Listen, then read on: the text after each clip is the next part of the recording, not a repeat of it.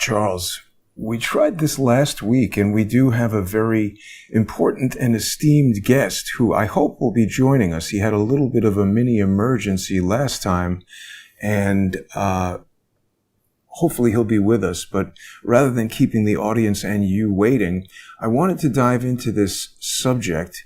The guest is Ron Chapman, and he's been doing a series on one of your favorite subjects, the Clintons. How are you this morning, Charles? Oh, there he is. Excellent. Hey, Ron. Hang on. We're adding him in right now. We're going to be joined by esteemed attorney Ronald Chapman. And there he is. He is with us. I hope he can hear us. Give him just 1 second to join. Ron, how are you? Wonderful. How are you today? Very well, and thank you for joining us. I'd like to introduce you to Charles Ortel and compliment you on the excellent series that you've been doing on the Clintons. Why don't you, before we get underway with the conversation, just introduce yourself to our audience for people who maybe haven't seen you before. You are not a large language model, but a master of law. Just give us a bit of your background, if you could, please, Ron. Yeah, thank you. Yeah, the LLM acronyms changed quite a bit over the years. Master of Law is a degree I earned after my law degree. I'm a lawyer, federal criminal defense attorney. I started my legal career in the United States Marine Corps. I was a prosecutor as well as a battalion judge advocate and dealt with a lot of national security investigations.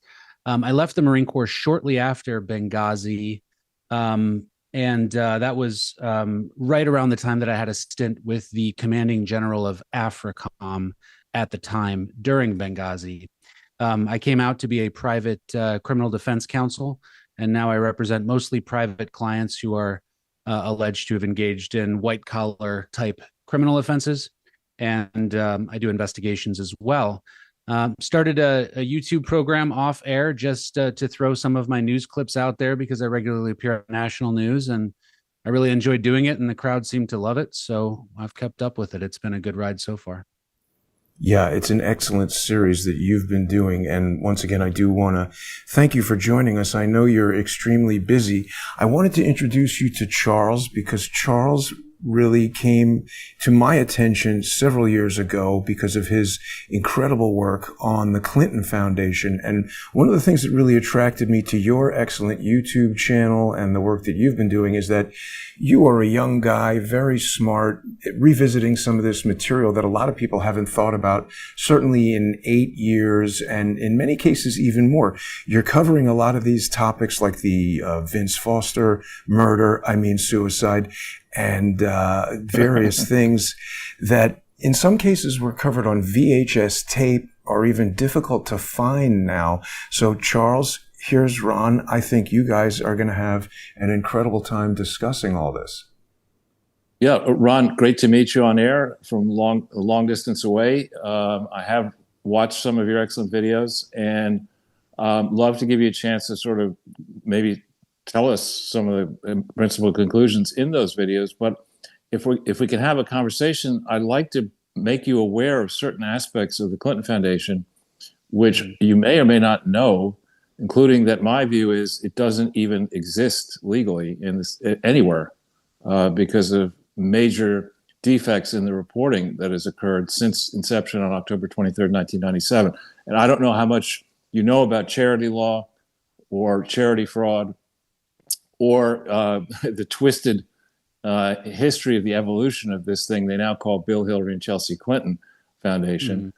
But why don't we just start by telling our audience some of the high points of what you found through your excellent investigations. Yeah, this is similar to the octopus in the sense that once you start digging, it's really hard to stop because there's a lot more information to gain. And I don't reference that horrible Netflix series lightly because I think ultimately it was a hit piece designed to discredit a few people that were doing some very interesting reporting. I have always had an interest in being an investigator. I, like I said, was in the Marine Corps at the time of Benghazi, and can't really disclose too much about what I was doing around that time. But what I can say is it left a bad taste in my mouth. And so I started to pull the thread back a little bit more. And once I started to realize some of the players and the reasons why some people like Hillary Clinton may have wanted Senator Stevens to have that sort of demise, I kind of uncovered a treasure trove of information. I thought the best place to start for my series was Vince Foster, because that was very clearly the most suspicious thing that I'd seen. Obviously, we had Brett Kavanaugh doing the investigation, so Supreme Court justice at the time. And I happened to be very good friends with one of the other investigators. I guess I just won't name him here publicly.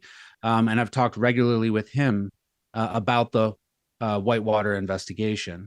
Well, Vince Foster was so fishy to me because obviously it was the highest profile death of anybody, arguably since Kennedy, connected to the White House.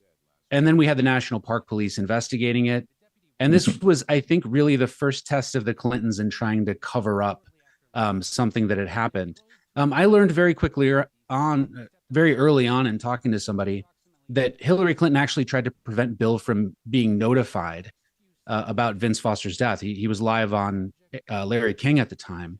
And there was a delayed notification to the president of the United States that one of his closest friends of all time was deceased. And obviously the rummaging through the office was very interesting to me. And that goes back to the Rose Law Firm. And when you start digging into the Rose Law Firm in Mena, Arkansas, of course, you get to the next story that I did, which was related to Mena, Arkansas, Barry Seal, and what's happening, down there with Iran-Contra and the cocaine connection.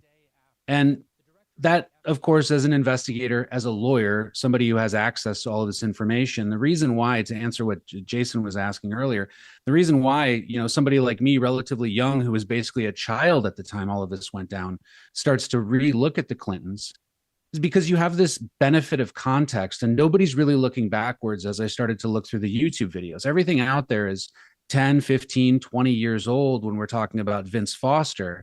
And everybody keeps looking at Hillary Clinton and the Clinton Foundation in these little chunks of time. Everybody with Jeffrey Epstein is worried about the trafficking issues right now. Nobody's looking at the fact that Alan Dershowitz in his sentencing memo said he was one of the principal people in creating the Clinton Foundation. Nobody's referencing that because that happened many years ago, right? Not nobody.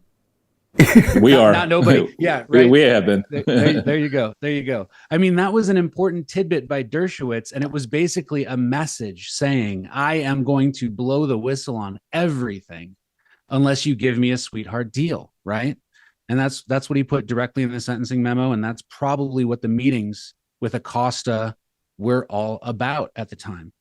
And then when you go back through Jeffrey Epstein's history as a financier, not only do we see that he screwed over one of his biggest business partners, and he was the godfather of one of the largest financial frauds in U.S. history, but his connections at the time were very suspicious. And of course, he was connected to the CIA and FBI as an informant during that time, according to actual CIA and FBI documents. So, the connections are just too much to ignore. And for somebody who loves investigating, I like pulling on that thread a little bit.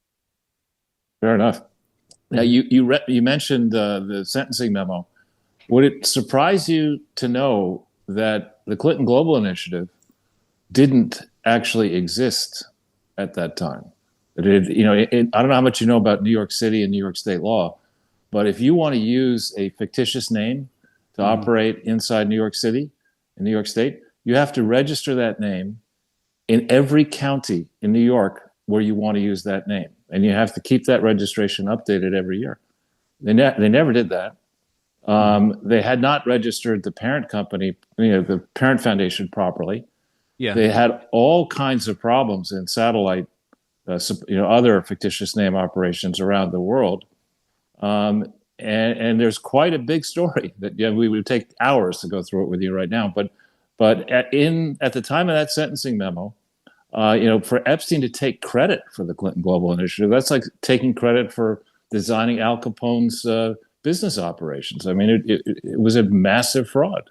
Well, exactly, and that's really where my reporting will ultimately lead. And you guys are probably already on this scoop, but ultimately, where I'm going to go and where I've charted a course um, is we've got Doge very early in the Trump presidency, looking at all of the NGO connections.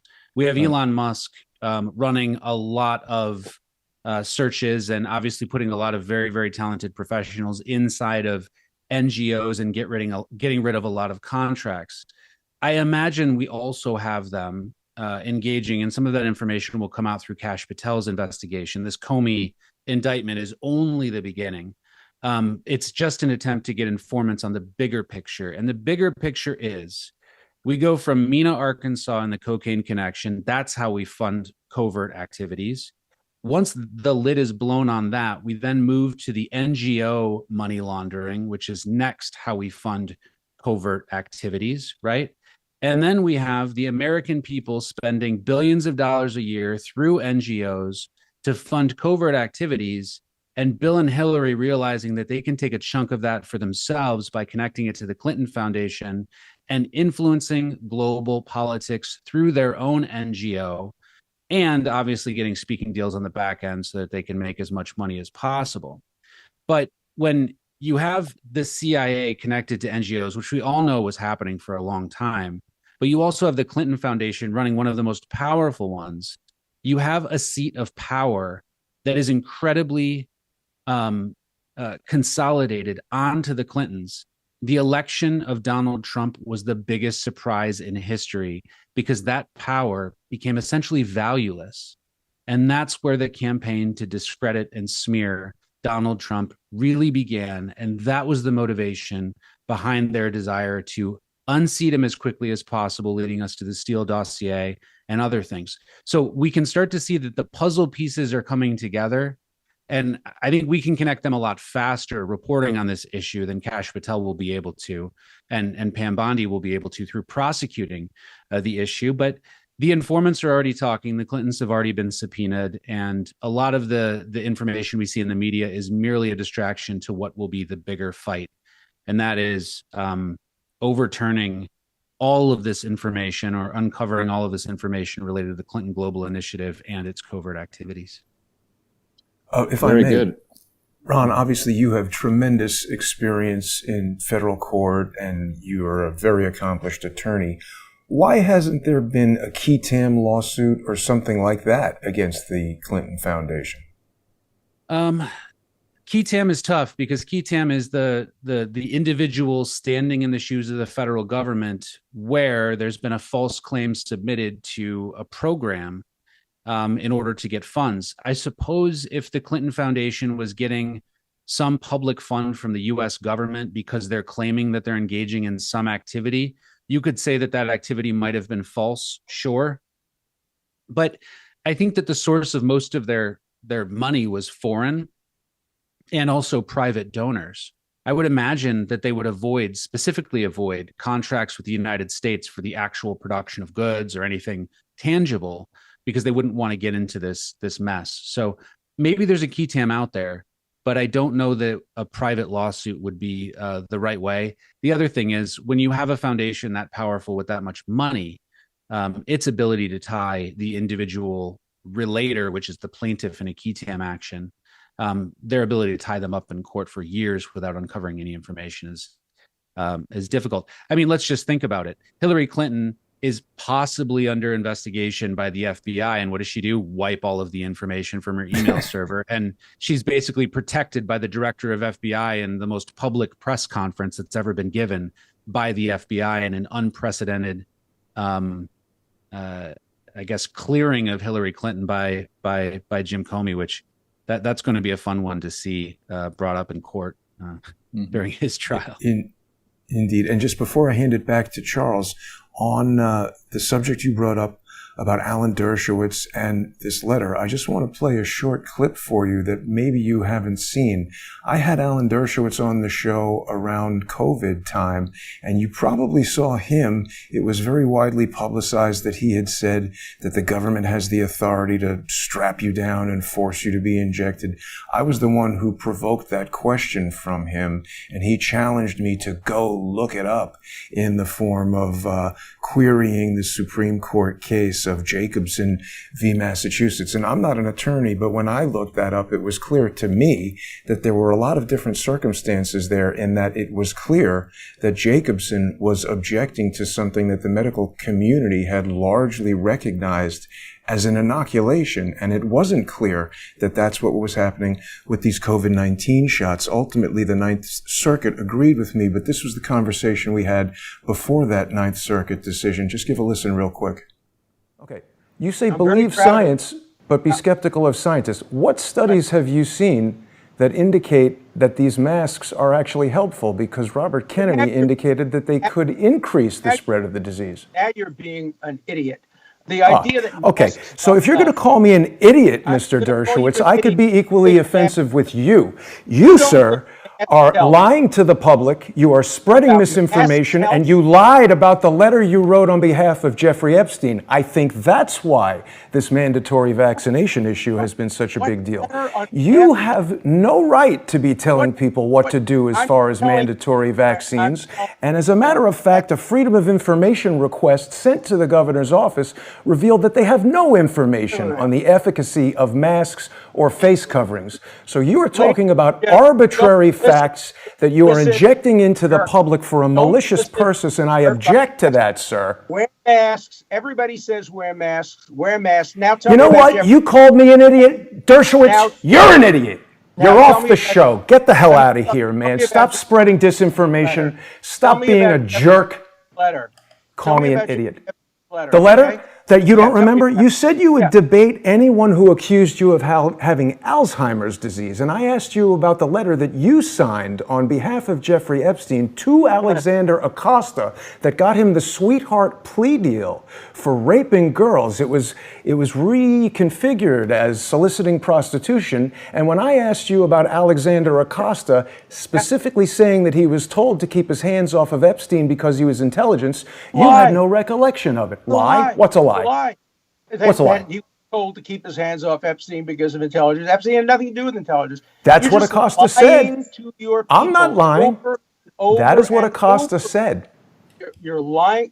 It's not true. Now you're accusing me of lying. Oh. If I have another minute on this show, please, everybody, wear masks, keep social distance, seriously consider taking the vaccine, and don't listen to idiots like this who are endangering your life by Dershowitz, fuck you. You're off the show. You're an unprofessional asshole. So that's, dialogue. But he was very interested in the letter. Even while I was insulting him, he was saying, tell me about the letter. Tell me about the letter. 5 times he repeated that, almost maniacal. What'd you think of that, Ron? Well, my first thought is that for a man of his age and probably risk factor, he's probably very scared of COVID because of the information that was put out at the time being incredibly convincing, right? So the passion that we're seeing there is legitimate for him because he's got a lot of risks. He could very well die. He lives in a very populated area. I don't know where he was residing at the time, but I would imagine it was probably New York. And Boston. So I think that it would make sense for him to be so passionate about it. I don't think there's anything nefarious there, but yeah, it's very interesting to see him circle back to the letter and then say, I think I heard him say that Epstein had nothing to do with intelligence, and he was even denouncing what Acosta said. Well, we know there are FBI reports that specifically link Jeffrey Epstein to intelligence, but there's a pretty reasonable explanation there. I guess the maybe the horses not zebras explanation, as physicians like to say, would potentially be that he was informing on the activities of his old business partner, and that's where he was considered to be an FBI informant because of the Southern District of New York case related to his business partner and the Chicago case related to his former business partner. And by that, I mean that $480 million insurance fraud scheme that his entity was involved in.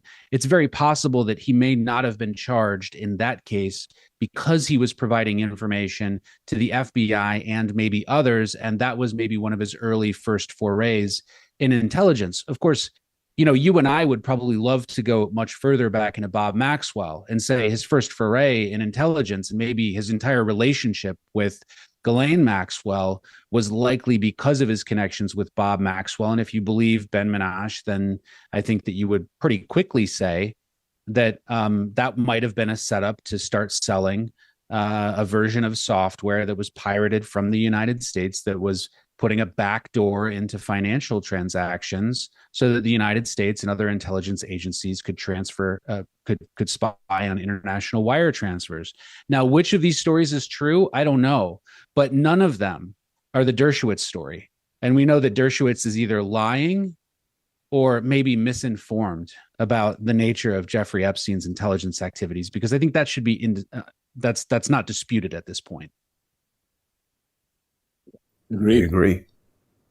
Agreed. So what I wanted to jump in and ask you is, have you gotten into the distinction between, when you talk about 501c3 charities, the distinction between a private foundation and a public charity? You know, the legal distinctions aren't as important to me as the international donations that were occurring. For an entity like this, the Clinton Global Initiative, you're going to have many business filings all over the place, probably in many countries. In order to get bank accounts in certain locations, you're going to have to be registered and provide information. If some of those things were wrong or incorrect, sure, I imagine that it probably would be a big issue. But I think right now we would all have no doubt that they were evading the IRS by failing to disclose the actual nature of this organization. And so I think it for me, it cuts a lot deeper than just they didn't register as the right type of organization, or they didn't register in every county. They should have never been a 501c3. They should have never been any tax exempt entity to begin with, because they were engaging in for-profit activities. And that's exactly how they were set up. I mean, that is actually called money laundering. It's very clearly called money laundering under the statutes. And that would be the more major offense, 1957, as opposed to failing to register offense. Right. But I started looking into them in late 2014, early 2015. And for the first 2 years, I didn't really get into this issue of private foundation versus public charity. And it turns out it's a crucial distinction. Yeah. So a public charity stands in the shoes of government, has to be run by an independent board, cannot be controlled by one family. Mm-hmm. And this Bill, Hillary, and Chelsea Clinton Foundation, they moved into that approach in 2013. And ever since then, the foundation's affairs have been controlled by either two or three, depending on whether Hillary was in service, of the three Clintons. Not permitted. And it's not even close, and it's the kind of thing that other charities have been shut down for. And so the real question here, I think I agree with you on money laundering, is why have so many governments, not only ours, federal and all the state governments, so many international governments turned a blind eye to what is an obvious money laundering, personal enrichment, illegal campaign funding operation? That's one set of questions. The second thing you may or may not know is various states require detailed filings concerning foreign grants. New York State is one, and California is another. And they have never fully complied with those requirements in any of the many charities that are associated with Bill, Hillary, and Chelsea Clinton Foundation. Yep. So I'll finish in a second. So Tish James, the Attorney General in New York, shuts the Trump Foundation down over less than $10 million. Yep. But lets this run riot to the point where Bill and Hillary and Chelsea were in New York just recently, last week, bragging about how they're going to replace, the monies that USAID used to dole out. They're going to replace it, and nobody does anything about this. Yeah, it's absolutely crazy. I mean, we can make light work of Letitia James. I think that she clearly was targeting Trump, given the fact that she ignored things like this that were existing right under her nose because they just don't suit her narrative. And I do think it's an interesting distinction. I think it adds to the pile of evidence. Not having a board, not operating in the right manner. If I'm a prosecutor and I'm bringing a case for money laundering related to the Clinton Foundation, I'll do a few things. And one of the first things, Charles, is exactly what you just said. We didn't follow the rules properly to set this up. We didn't disclose the right information to set this up. Then the jury starts to get a feeling that, oh, there's something nefarious going on here because we didn't follow clearly established rules. Then we accepted money from foreign donations. We didn't register them. Meanwhile, we have other people who've been prosecuted and actually spent time in jail for the unprecedented offense of failing to register as a foreign agent. Then we have Hillary Clinton, while she's in the US Senate and Secretary of State, influencing foreign policy through a foundation that was created and accepting donations. And I think, what was it? I don't want to get this number wrong. It's in my show, but I think it was on her calendar, 86 of 100 and something meetings were all connected to Clinton Foundation donors. Basically, if you wanted to get on Hillary Clinton's calendar to have a conversation with her, you had to be a donor to the Clinton Foundation. And then, the thing that I hope that I have enough time to get into is the Swiss bank investigation. I mentioned it in my show, but she personally takes the lead in negotiating a deal between a Swiss bank, and I'm obviously not going to specifically name companies here because they have a habit of throwing paper at me that I have to deal with. But specifically defending the investigation related to a Swiss bank. And I think they were looking for 56,000 United States individuals who were involved in wire transfers.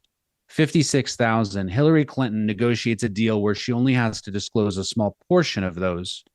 They only have to disclose a small portion of those.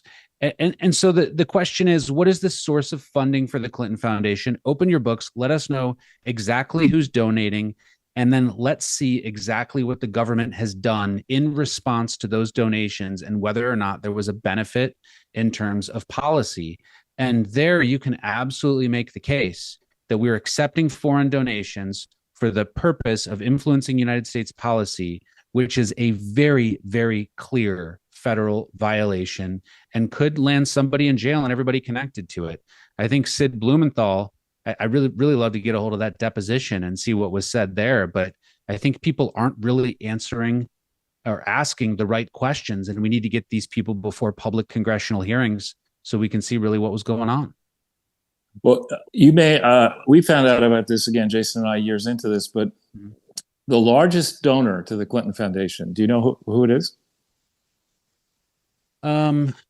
Gates is big, but it's not the largest. Yeah, I thought it was UBS, but no. It's something called Unitaid, UNITAID. Yeah. It was set up in 2006 when the Clinton Foundation had no authority to fight HIV and AIDS. It was the largest. The Clinton Foundation was the largest recipient of funds out of this thing, which is housed in the World Health Organization in Geneva. The Clinton Foundation has received, through its affiliates, I think more than $800 million. Wow. And during the crucial 2006 to 2008 period, over $100 million of donations reported by Unitaid to the Clinton Foundation did not make it into the Clinton Foundation books. This is significant for several reasons. This was a brainchild of Nicolas Sarkozy, who has just been sentenced to 5 years in prison. His wife got a payoff from Unitaid at the time. And Unitaid sits in the same sort of purview as the Global Fund and the organization called PEPFAR, where an audit was just released that said PEPFAR got $120 billion from 2003 forward, of which half is missing. Half is missing. Wow. The Unitaid Sarkozy connection sounds very interesting to me. Obviously, I don't want to go too far down that rabbit hole, but When we're looking at Benghazi, we know there's a soured relationship between Gaddafi and Sarkozy. I think Gaddafi at that time, if I remember this correctly, Charles, said that he wanted to go off of his own gold monetary standard, which would have impacted the French president. And I think that's when France decided, for the first time ever, France decides to take the offensive, right? Other than maybe Vietnam. It seems like this has happened twice. But for the first time ever, their tanks aren't moving specifically backwards in retreat. And then next thing you know, Hillary Clinton is hands off. I've got to imagine, I would love to have been in the White House when President Obama is eating his dinner. Senator Stevens' compound is on fire and being attacked. And Hillary Clinton is like, what should we do about this? Right. And the decision is made to basically let him cook, which is just absolutely the most barbaric and terrible thing I've ever heard. There were fast teams ready to go, specifically trained embassy forces that were ready to go. And I'm sure you all know they changed in and out of their uniforms because they couldn't decide whether or not they would go in civilian clothes or not. And here's the news flash for everybody out there, coming from a military judge advocate who was involved, and I can only stick to public information here, and so that's what I'm doing, but involved in working in the Marine Corps at the time, and specifically in training embassy teams and what they were supposed to do at the time. I can tell you that under absolutely no circumstances, should any military force land in a combat environment from the United States lacking a uniform. It is a clear violation of the Geneva Convention. They're under attack at the time by those forces. There are times when military can be under control of the State Department and wear civilian clothes, but not for the purpose of combat operations, which is what they would have been landing into at the time. That game of changing in and out of uniforms was a stall tactic and should have never been even a question. And we could have had teams there very quickly in order to save Ambassador Stevens. There's no reason that this should have happened at all. And so, that financial connection between Sarkozy and Hillary Clinton, maybe there's a reason why there's assistance in the whole Benghazi situation and why Hillary Clinton doesn't decide to save a United States ambassador on the ground when clearly something fishy is going on. Well, there's another angle that you may or may not know about. Of course, Peter Schweitzer. Yep. And in Clinton Cash, he talks about a diabolical private equity firm called Jarch Capital, Jarch Capital. Have you heard of them? No. So Jarch Capital, I think Sid Blumenthal is connected to it, is a private equity firm that, according to Schweitzer, was set up to back insurgent movements seeking to topple regimes around the world. They provide the insurgents money so they can buy arms. And then when the insurgents take control, they get their payback, so off-market energy deals, you name it, whatever they get. In the case of Libya, I don't know that our audience necessarily understands it, but Libya has actually been rich for a long time and has a small population. So it has a lot of investments that are controlled by third parties. And I have been hearing that one of the angles that Hillary was onto is she was tight with teams that wanted to get that money once Gaddafi left. So that's another angle for you to think about. One final thing from my side, and I know you're very generous with your time, and I'm sure you're busy. So thank you for that. Have you studied the strange death of John Glasgow yet? No, I haven't. So John Glasgow, the facility in Arkansas was built by a company called CDI Contractors. Oh, geez. Wait, was this the... Sorry, Charles just got a call, I think, is what that was. Give him just a second to get back on there. I'm wondering if that was the person who was found tied up to a tree where there was a gunshot wound. Different guy. And no weapon was found. Okay. Yeah. No, Glasgow he disappeared for something like 8 years, and then his skull was found somewhere in the woods in Arkansas or something like that, separated from his body. It's a pretty grim story. Oh, But that's crazy. It's just too many to count. I mean, I guess that's the problem with the Clinton Foundation. exactly, he. Let me see if we can. Mystery. There's Charles. He's back. So let's get him back in the call. Have we got him, Charles? Okay. No problem. You'll be Sorry right about back that. in there. I got a phone call out of the blue, which I generally don't get at this time of night. Anyway, so John Glasgow was the CFO of the contracting firm that CDI that built the complex, and the Clinton Foundation was started in October of 1997. It had never gotten an outside audit until the first attempt was June of 2006. So for almost 10 years it operated, getting all this money you talked about, no independent audit. Yep. This Glasgow guy had overseen the largest project of CDI, which was building the complex. He had previously been trained at the auditing firm that audited the Clinton Foundation, but the audit is a fake audit. It's not a real audit. And anyway, there was a loud struggle. By the time the second audit, the one for 2006, came out in January of 2008, and immediately after its release, passed the final filing deadline. It's major defects in it. And just as quick background on me, I exposed the General Electric fraud in 2007 and 8. You can check, I have credentials to understand this kind of stuff. Yeah. And you can check into them later.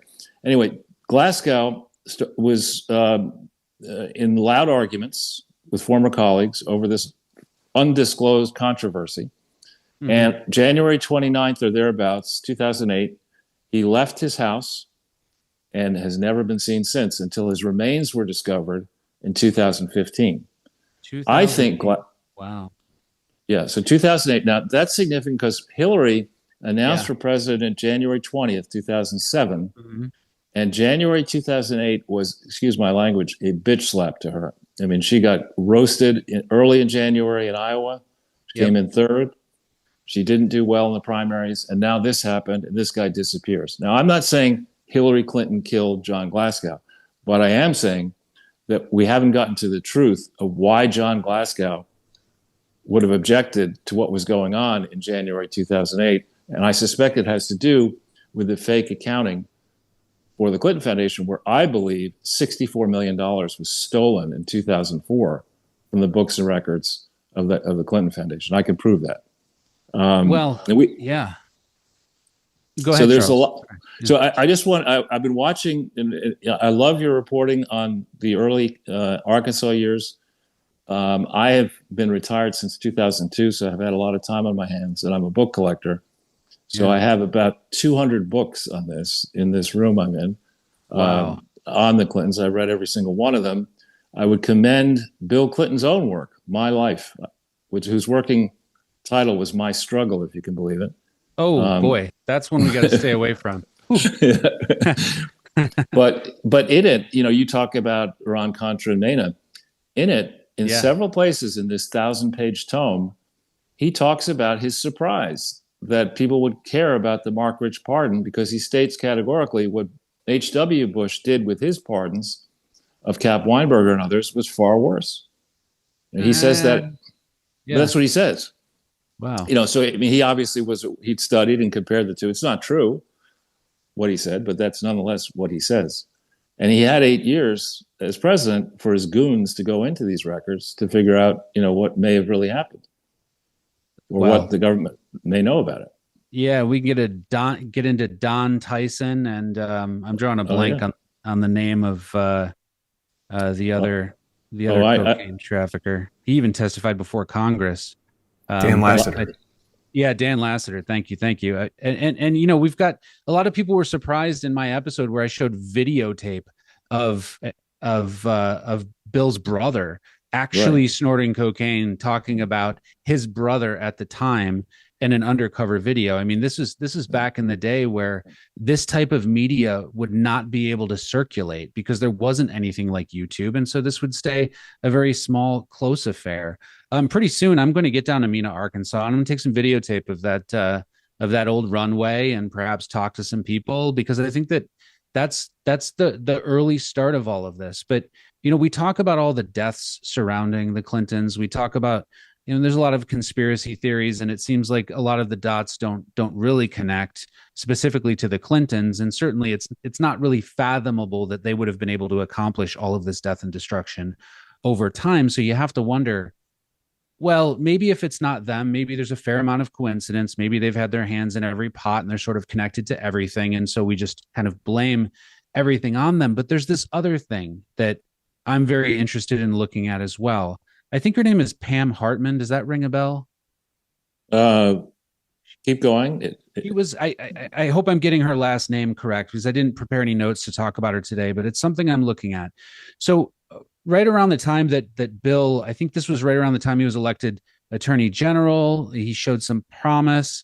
There was a really big meeting of Southern politicians with the idea of putting forward a Democrat candidate that looked very much like a Republican and would be able to essentially act like a Republican in the backdoor deals, but still get the Democratic vote. That meeting had over 100 people at it, very powerful people. And that's right when Bill Clinton started getting some of the biggest donations. And then he was governor at the time. He started getting these donations, but he started getting some of the biggest donations and backing, including a very large international backer, I believe from Indonesia, that he met with many times. And so you start to see a lot of money. You're talking about Pamela Harriman, I think. Pamela Harriman. Thank you. Yeah, I said Hartman. It's Harriman. Yeah. So Pamela Harriman was involved in setting up that meeting, and she was the strategist. She descended on him. And then we start to see a lot of powerful people putting interest and money into Bill Clinton. And it would make a lot of sense to me if those power brokers at the time were essentially pulling the strings behind a lot of this and making up for the mistakes of their wild Arkansas cowboy that kept engaging in nonsense and almost getting caught and having to be saved over and over again because of the terrible people he was putting in certain positions, the people that were making mistakes that were connected to him. And I imagine there were a lot of people that were making up for a lot of these issues that Bill Clinton was causing. He was just not the right guy to choose. And he certainly was screwing things up all over the place. But yeah, go ahead, Charles. In that connection, there's an excellent and lengthy book called by Taylor Branch, who's a Pulitzer Prize winning historian, that came out, I think, in 2008 or thereabouts. Yeah. And it details the first meeting with Pamela Harriman in Washington, D.C., which occurred in 1992, after the election and before the inauguration. Yep. It also talks in great depth about efforts by Williams and Connolly, specifically this guy, Bob Barnett, who's a majorly, I would say he's a book agent, but he's got a JD. And he does the big, money spinning books for the Bushes, the Obamas, the Clintons, and all that kind of stuff. And gets the people he wants to help gigantic remuneration, and makes sure that people like you and I don't get those type of book deals. Not that I want such a book deal, or that you may want one. But there's a lot of good, actually, information in the public domain, because when this reporting was all going on, one of the guys who's has been helpful to me since 2007 is Jeff Gerth. And Jeff broke the Whitewater story for the New York Times. A lot of the reporting that was fun to read back in I'm 69 years old, back in 1992 and afterwards about the Clintons, the reporters didn't have the benefit of what you have now, what I have, and what Jason has. Exactly. And it needs to be put back together, and it needs to go out, I think, in non-traditional book format, in teaching aids for people who want to run charities properly. There's so many tales you can tell, focused on the Clintons, on the Obamas who are abusing foundations, the other dynastic political families. So I commend your work, and I really appreciate your time on this, and hope we can get back together again in due course. I think that'd be great. It's encouraging to hear you're a book collector. I've got a bit of a junior collection myself, so hopefully offline we can chat a bit about that. Oh, sure. I think that's fascinating. I want to go back really quick though to Harriman, because I had on some information, and this came out during my research for one of the episodes, that there was a meeting while Bill Clinton was still in Arkansas with Harriman and a whole bunch of other individuals. I can't recall where that was specifically reported, but I think that connection might have happened earlier. Although in the book that you mentioned, there's probably a lot more reporting about a later meeting with Harriman and Clinton. But if Clinton was saying that was the first time that he met with Harriman was after he actually became president of the United States, I think that there are some people that would rebut that and suggest that there was a meeting when he was either attorney general or still governor of Arkansas, because then we started to see some very large donations pour in for his campaign. And this was interesting because at some points, I think he'd suggested that his campaign was cash strapped, but that didn't seem to be the case when I was researching it. It seemed like they were doing quite well. Have you read his book, Giving? No, I haven't. That's a good laugh. That's a very good laugh. It's basically preposterous. Yeah. I think the working title should be Taking, not Giving. Yeah, right. But he recounts. He basically confesses to charity fraud in that book, which came out in September of 2007 in hardback. Wow. And Terry McAuliffe does the same thing. And I think his book is What a Party or something like that. And this is a book that came out, I think, also around 2008, where he confesses, in my view, to charity fraud with regard to the Clinton Foundation. So there's quite a few books like that.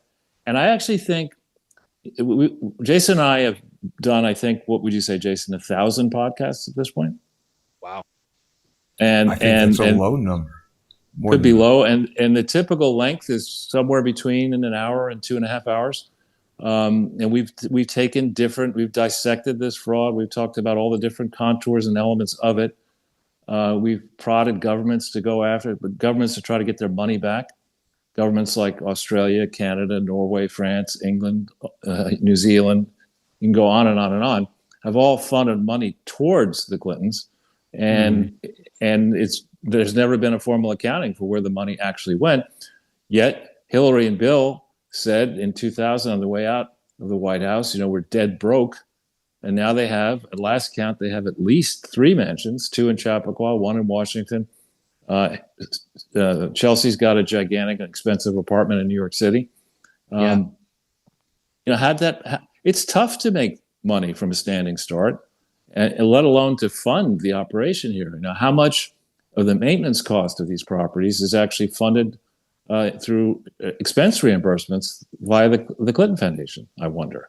Yeah, and I don't think that we'll have access to those books, but these days it's a crime to label something incorrectly as an expense. As you know, in New York, if you do that, you could be guilty of a felony for each time you incorrectly label something. And so I think that the Clintons should be very well aware that people who hold high positions are convicted for things like that.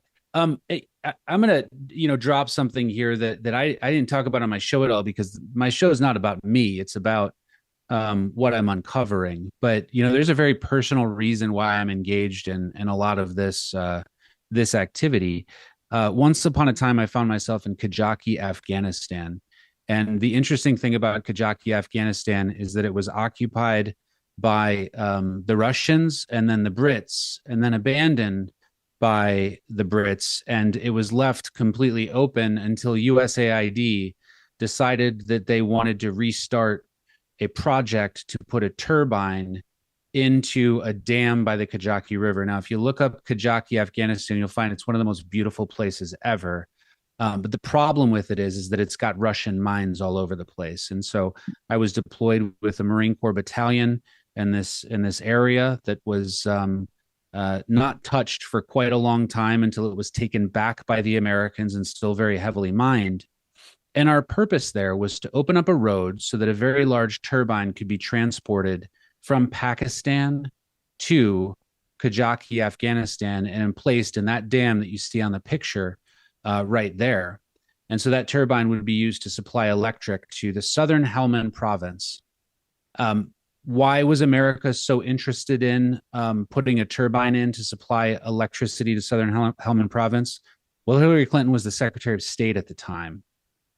President Obama was obviously the president at the time, and it was decided that USAID would fund a very large project for a US contractor to put that turbine in. And I imagine tax or take some public funds, maybe military funds at the time, in order to run that turbine and supply electricity to Southern Helmand Province, which would be then free of Taliban rule, because at that time the Taliban controlled the electricity going to the province, and that was one of the ways they taxed the people. Well, we lost a lot of Marines in that operation to secure that dam and to try to put that in. And ultimately, we were told to leave by President Obama just before Benghazi occurred in the mass pullout of Afghanistan. We went to very limited troop levels. And so all that area right there, I jumped on a helicopter not too far away from those hills and flew away from Kajaki, Afghanistan for the last time with no turbine put in place, but the USAID money spent and no changes to the Kajaki Dam whatsoever. What was the source of funding for that? Who found it so important to put that in? That was all under Hillary Clinton's control, and there was a massive amount of State Department interest in that nonsense dam and performing that nonsense function that had nothing to do with protecting Americans from another September 11th. And we're going to get to the bottom of that eventually on the show. And hopefully we'll see those people who are responsible for the flagrant loss of American life, the purposeless loss of American life. And I hope those individuals will be ultimately held responsible. And if that leads to Hillary Clinton, then I hope she's held responsible too. But the investigation will continue. Thank you very much for all that and for your service. Are you aware of the immediate history prior to that under W. Bush, Democrats and some Republicans became upset with the Inspector General of the State Department, a man whose last name I think was Krongold, and he was forced to step down. Bush kept that position open in the like tailing months of his second term. Yeah. And then Hillary, for all 4 years as Secretary of State, did not have an Inspector General in the State Department. And in addition, for the first time, put USAID under the direct control of state. That change had occurred before we were there. And so ultimately state was controlling our mission and the application of USAID funds, which was very suspicious to a lot of people. Now, of course, as a Marine, we're not involved in that big picture type thinking. We just do our job. This wasn't stuff that I really uncovered until later on. But as I started to pull the thread back a little bit on why we were there, things didn't make sense to me at all. And the mission certainly didn't make sense. It wasn't going to allow Afghanistan to be free of the Taliban. Yeah. Crazy wow. stuff. This is amazing. I mean, I'm so glad that I had the presence of mind to put you guys together. It's like a Crush Clinton's summit over here, and so perfectly timed with the Clinton Global Initiative having just happened. Now, Ron, I know you are very busy. I hope we'll have an opportunity to do this kind of thing again. Is there anything you want to touch on before we wrap up today? No. I'm going to spend a little bit of time on the next few episodes on Jim Comey. So, for those people who are thinking about tuning in, I think that the next episode will be looking at the Steele dossier and some of the issues with that. So hopefully folks will join me there on off air on YouTube, but otherwise continue the good work. And it was a pleasure to be on the show. Charles, it sounds like you've got a wealth of information. I could talk to you for a few more days. And maybe that book needs to come out somehow or some way. Sounds good. Well, keep up the great work, and we'll be in touch briefly, soon. Before you go, and with regard to Jim Comey, there is one important thing that I want to bring to your attention that will almost certainly play into that research that is so underreported, so very important, and it ties directly to Charles. Everyone has been so fascinated with the Steele dossier, but almost no one has spoken about the Matt Tate dossier. And right here is a tweet that I've got that includes an email that was sent by Lawfare co-founder and on and off Lawfare director Benjamin Wittes I don't know if you're familiar with him, but he purports to be James Comey's best friend. He sent him this email on Wednesday, December 28th, 2016. There are other facts connected to this that seem to connect directly to this December 8th Barack Obama meeting that Tulsi Gabbard recently told us about, where he was dissatisfied with the intelligence assessment that Russia did not do anything to the U.S. election. And in this email, Benjamin Wittes tells James Comey that he's in possession of a weird document that's come to his attention from a private British intelligence firm. I allege that Benjamin Wittes is an extremely sophisticated legal mind, even though he's not an attorney, but also himself very likely an intelligence operative, and that this letter is written in such a way as to confuse people, to make them think he's talking about the Steele dossier. But he's talking about something written by Matt Tate that was essentially laundered into the public through Shane Harris, who's a Wall Street Journal reporter, and he's talking about him right here. But this email was sufficiently important to James Comey. You might notice it's sent from Benjamin Wittes to Reinhold Niebuhr, which James Comey later revealed either in a book or a television interview was his own personal email address. This Wittes email goes from Reinhold Niebuhr to James Comey at ic.fbi.gov. And I don't know if you or our audience are familiar with this nuance, but if you interact with a special agent at the FBI, it's going to just be Comey at fbi.gov. Yep. Members of the intelligence community have this subdomain of ic.fbi.gov. But from there, it goes directly from James Comey's email address to the highly suspicious Andrew McCabe, Jim Baker, who would later go on to be the Deputy General Counsel at Twitter when the Hunter Biden laptop story is suppressed, and also James Rybicki. So he sends it to them right away, and it's my personal belief that this was an effort to try to entrap Charles with some false information that they failed to plant on him ultimately, and it was part of a scheme to get Charles, Roger Stone, and Jerome Corsi under pressure of criminal prosecution to try to coerce them to falsely testify in hope that they would sign a plea deal. But luckily, Charles is far too smart to be fooled by these lawfare idiots. Wow. What date do you have on that email, Jason? And I know you and I had... I'll send it to you, Ron. It's December 28th, 2016. I feel like you might have before. What I'm really looking at with Comey is that we've got, that one of the Russian individuals that was involved in this, I can't recall his name, but he was acquitted at trial related to the information that was provided as Igor one of the Danchenko. sources. Yeah, Danchenko. Yeah. And that was really interesting to me, because at the time it almost seemed like he was being thrown under the bus as being an incorrect source. But his defense attorney, I expected to be antagonistic to Trump's position in this whole thing.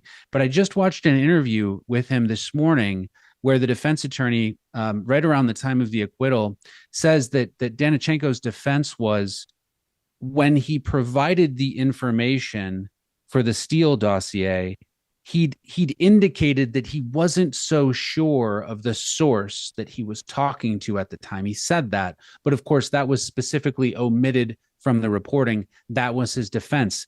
Now we've got people who say, well, this is just a false statement by, Comey. These are very hard to prosecute. I've seen MSNBC running that story all the time. This is Trump on the warpath. But here's where this story really connects, and I think is very interesting. We have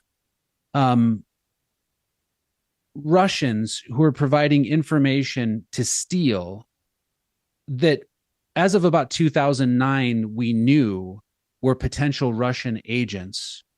That information is provided to Steele, which is ultimately provided to the Hillary Clinton campaign, which is ultimately provided to the FBI. So we have the FBI using Russian disinformation to allege that Donald Trump is trying to overthrow the investigation, or overthrow the election, or overturn the election using Russian misinformation.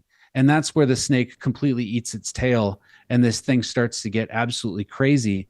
But Comey is going to have to either say, and he's already preparing to say this, and looking at his defense, none of this matters. I don't really know too much about what was in the dossier, and that wasn't really my call, which obviously throws Andy McCabe under the bus, who claims he's never been interviewed by the FBI related to this, which is absolute hogwash. I think he just recently claimed that.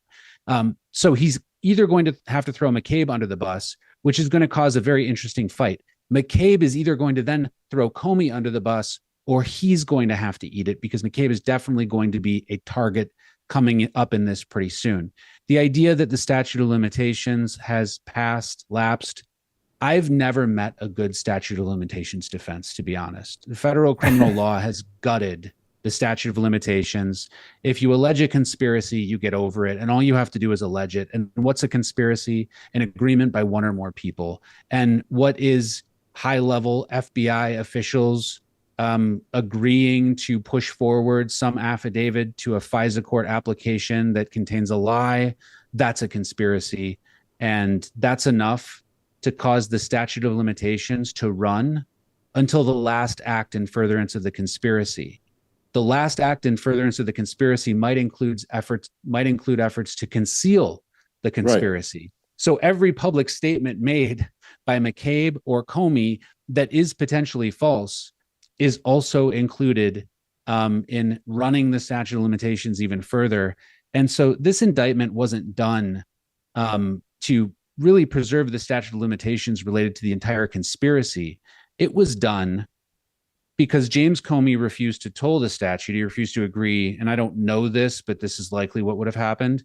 He would have refused to agree to toll the statute of limitations by agreement. And so they just said, okay, we'll go forward and we'll charge this because we've probably already got a couple of other people charged under seal that we're getting information from. And we have enough to survive this prosecution. And hopefully Comey will come forward and give us some information ultimately in some sort of agreement that will allow us to prosecute those others. And so we're only on the first stage of what is going to be probably one of the most important federal criminal cases in history, and it happens to be against a former FBI director and U.S. attorney. Just if I could jump in here, and I promise I'll be quick. Yeah. I don't know how much you know about the FBI vault file that's in the public domain on the Clinton Foundation investigation that began February 15th, 2001. Yeah, it's a nice honeypot. I imagine they're looking at the IP addresses of everybody who likes to jump in there and click on it. But yes. So there's what that shows is that Mary Jo White, who was the U.S. attorney in the Southern District, February 15, 2001, she actually worked very hard. And she immediately got a grand jury convened. She immediately was issuing subpoenas and taking evidence. And she actually fought the Clinton Foundation, got the list of big donors, interviewed all the big donors, et cetera. Then 9/11 happened. And then James Comey was brought in at the end of 2001. He had a meeting in New York, according to that vault file. And in early January 7th, 2002, he began the process of trying to figure out what was going on there. Now, it should have taken him 24 hours to realize there were no audits, no filings, all kinds of defects, but he couldn't manage to see that. There's a memo in there that I think the second part of that vault file, there's a memo, an internal memo, showing that Comey briefed Mueller, who was then the FBI director, and what was going on in July 31st, I think it was, 2002. So when I ultimately was asked to sit down with the FBI, which I did in December of 2018, by two agents who thought they were going to say that I was the money man behind trying to get over to London to meet with Assange, which I wasn't. At every moment that I could in the interview, I said, aren't you guys interested in understanding what these people are trying to cover up? You know, the massive fraud and influence peddling involving both parties and the Clinton Foundation, multiple Republican donors. No, that's outside our purview. And they'd ask me a question, and my answer would go right back to the motivation, to the point where they got a little, furious with me, but they got upset. My 11-page summary, whatever it's called, is it 302 or something like that, is in the public domain. Yeah. It is entirely redacted. Wow. It shouldn't be redacted. I've never seen a copy of the summary. I Well, put in a we know FOIA, who they has the wouldn't give it power. to me. We know who has the power to unclass that, and you probably could litigate the FOIA fight if you wanted to. And I don't know that the administration right now would have too much of a desire to defend any litigation in order to keep that sort of thing classified. That's very interesting. Indeed. Yeah. Right. Wow. Well, I'm so glad we were able to have this conversation with you, Ron. I really do suggest that people who are learning about you for the first time check you out on X at Ron Chapman, ATTY. And even more importantly, you seem to be doing your best and most work on YouTube. It's a fantastic YouTube channel that I watch all the time, Off Air with attorney Ron Chapman. If you're not familiar with the Clintons, this is going to get you up to speed. If you are familiar with the Clintons, this is a really thorough and modernized view of all the things you've heard about the Clintons for so long. And it's presented in just such a methodical way. Ron is clearly an experienced, intelligent, and excellent attorney. So I really recommend that people dig in to all of this stuff. Again, I want to thank you, Ron, for joining us and spending your time with us today. And I want to remind viewers that you can support Crowdsource the Truth by going to subscribestar.com or patreon.com/crowdsource the truth or crowdsourcethetruth.substack.com. You can also follow me on X at JG_CSTT and subscribe there. Thanks for watching, everybody. Have a great day. I hope we see you again soon, Ron. Thanks for joining us. Thank you very much. And Charles, thank you as well. Have a great day, everyone.